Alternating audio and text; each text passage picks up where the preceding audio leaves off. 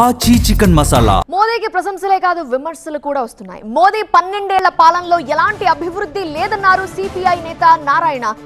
ఎవరు ఎంతకాలం పాలించారనేది ముఖ్యం కాదు, దేశానికి ఎవరు ఏం చేశారనేదే ముఖ్యం అన్నారు నారాయణ. చేసిన పనులను ప్రజలు బేరీజు వేసుకుంటారు. నెహ్రూతో మోదీకి ఎలాంటి పోలిక లేదు, కోకిలకు కాకికి ఉన్నంత తేడా ఉంది అన్నారు నారాయణ. మీనాక్షి నామినేషన్ తిరస్కరించడాన్ని ఖండిస్తున్నామని తెలిపారు. మహిళని పార్లమెంటుకు వెళ్లనివ్వకుండా అన్యాయం చేశారు. ఎన్నికల సంఘం బీజేపీ కోసం పనిచేస్తోందని ఆరోపించారు నారాయణ. సిపిఐ నేత నారాయణ ఫుల్ కామెంట్స్ మా బ్యూరో చీఫ్ గోపి అందిస్తారు.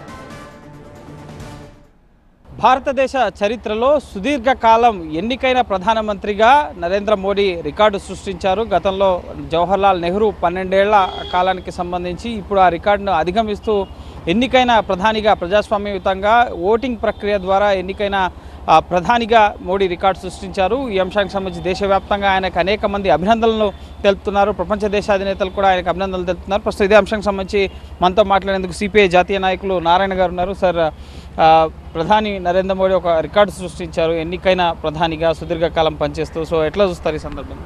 ప్రధానమంత్రి మోడీ పరిపాలన దాని గురించి చెప్పుకుంటే మాకు అభ్యంతరం లేదు. ఎందుకంటే 12 ఏళ్ళు పరిపాలించమాట వాస్తవం. ఆయన చక్కగా ఎట్ట పరిపాలించడం అది తర్వాత విషయం. 12 ఏళ్ళు పరిపాలించమాట వాస్తవమే. కానీ నెహ్రూతో పోల్చుకోవడం కానీ నెమ్మల నాట్యం చూసి కాకి ఇకిలించేట్టుగా ఆయన పరిపాలన వేరు. దేశాన్ని అభివృద్ధి చేయడానికి, ఎకనామిక్ దేశానికి పారిశ్రామికం చేయడానికి పంచ ప్రణాళిక అది వేరు, ఇది వేరు. కాబట్టి మీ 12 ఏళ్ళు పరిపాలన సాగించుకుంటే చక్కదని చెప్పుకోండి, నాకు అభ్యంతరం. కానీ మీరు నెహ్రూతో పోల్చుకోకండి. పోలిస్తే కాకి కోకిలికి మధ్య పోటీ కనపడదు. దీని గురించి నెహ్రూ చెప్పుకోవచ్చు కావాలంటే మీరు ఉత్సాహం చేసుకోండి. కానీ don't compare with Nehru and Modi. అంటే ఎందుకు సమయాన్నే కంపేర్ చేయొద్దంటున్నారా, లేక పరిపాలన విధానాలు నిర్ణయాలు అన్నింటినీ కంపేర్ చేయొద్దంటున్నారా? పరిపాలనే సమయం ఏముందండి, కాకి బతుకుతుంది, కోకే బతుకుతుంది. కానీ అది కాదు కదా. ఆయన ఆటాటకు చనిపోయాడు కానీ అంటే ఇంకో పరిపాలన చూడేమో. నేను దాని గురించి చెప్పను. అదే లాభం శాతం ఎంత పరిపాలించాడు. ఆయన నెహ్రూ వచ్చిన తర్వాత భారతదేశం ఉన్నటువంటి బ్రిటిష్ బయటకు వచ్చిన తర్వాత దీనికి ఒక ప్రణాళిక, పబ్లిక్ రంగ పరిశ్రమలు ఏర్పాటు చేశాడు.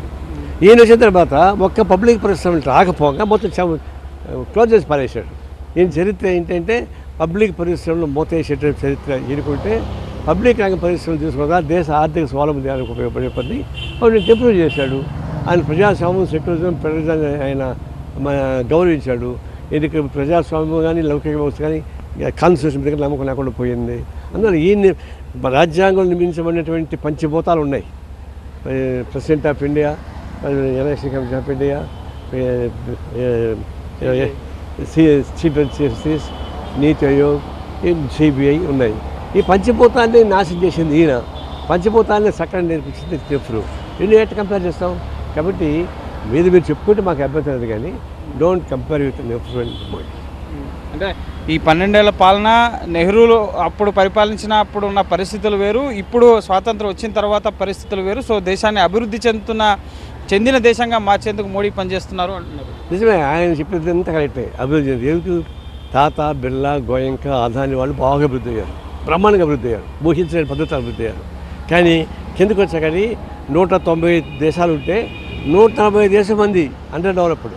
ఇది మోడీ 12 ఏళ్ల పాలనకు సంబంధించి నెహ్రూతో పోలిక ఉండకూడదు, కాకి కాకే కోకిల కోకిలే అంటూ సిపిఐ నారాయణ అంటున్నారు. Corporation రమేష్తో Gopikrishna, TV9 New Delhi.